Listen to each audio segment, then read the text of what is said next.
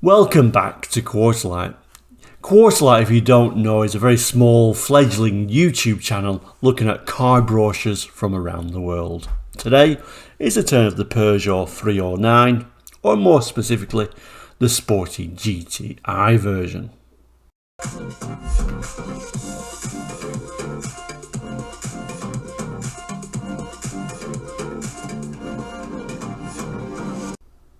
So the Peugeot 309 initially launched in Paris in 1985 and it ran all the way to 1994.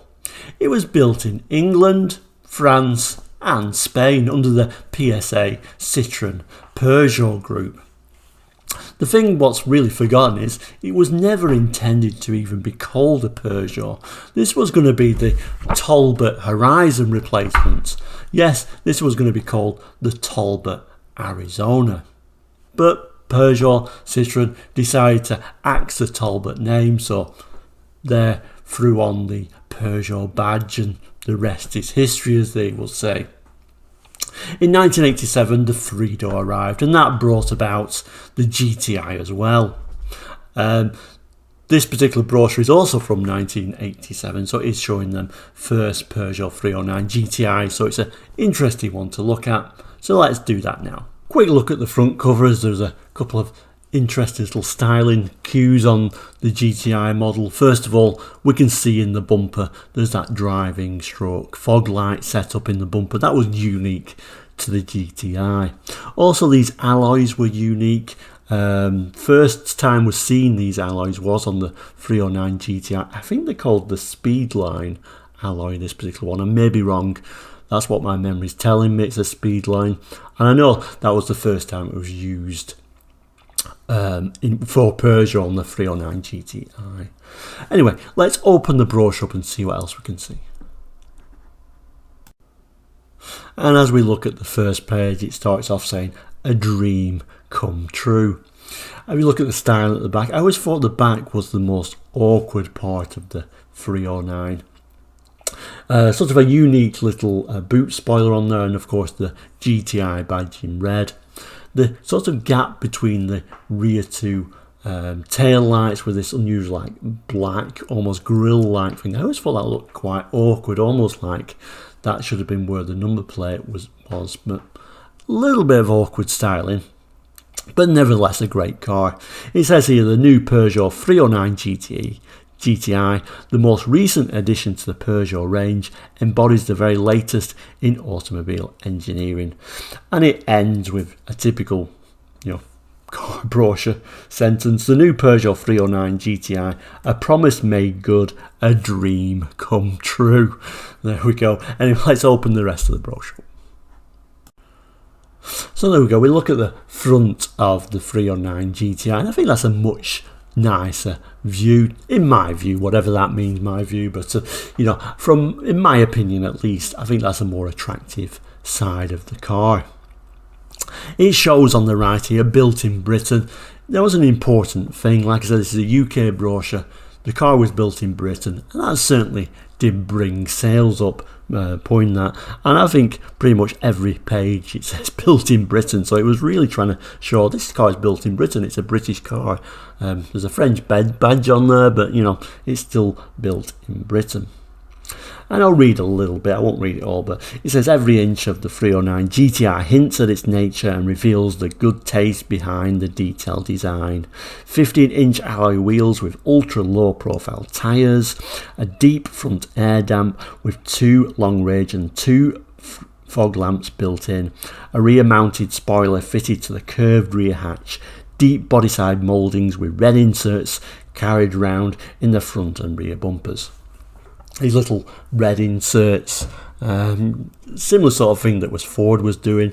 If there was chrome inserts, we'll throw red inserts on and wait, we've got a sports car. But there we go. I guess that's the 80s for you. A quick look at the inside now, saying driver appeal, still showing that built in Britain. Very proud of that. And as you can see on the inside, the sort of red lines and red stripes are followed into the interior on the seats, on the gear lever, and this big GTI badge on your steering wheel. I must admit, in my own opinion, I mean, like I said, it doesn't count for much, but my opinion, I was never really keen on the 309 dashboard. It's very square, it's very in your face, it looks a little bit cheap, and it's very plasticky. That's only my opinion. I was never a fan of it, but there you go. It still looks a very sporty interior.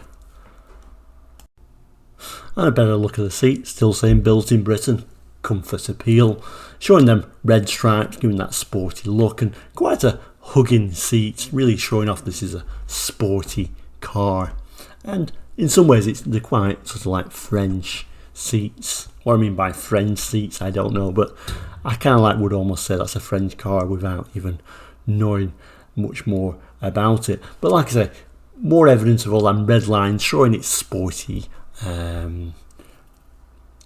hot hatch nature, I guess. And remember, the 80s were very much the era of hot hatches. Everyone wanted a hot hatch, and it was a big thing. Kind of like eventually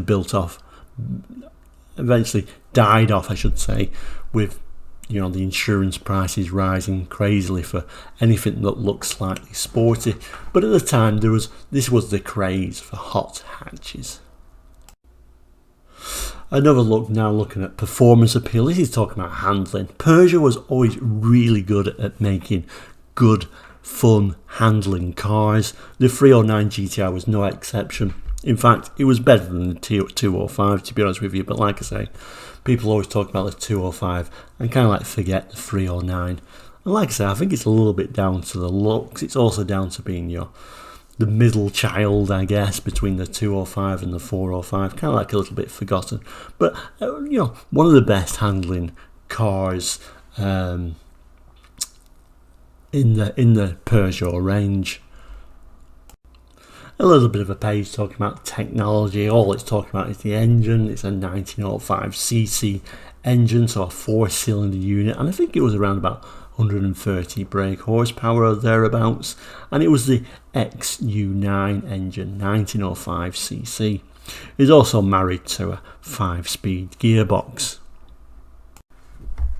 And then finally the specification page. So if you look on the left hand page there, the top there, number 1, it's showing the comprehensive instruments and warning light display.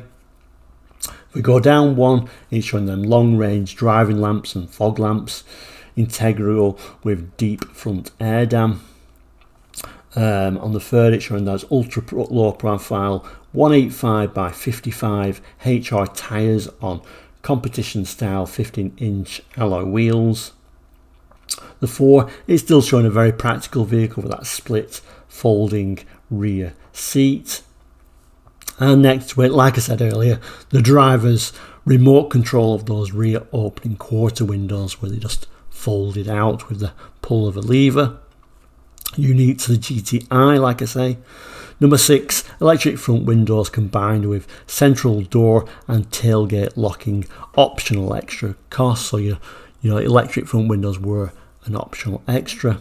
Number 7, very wide doors for easy access to rear seats, etc, etc. And number 8, twin remote control door mirrors with electrical heating and demisting, kind of like all the things you kind of expect of a car of this type, really.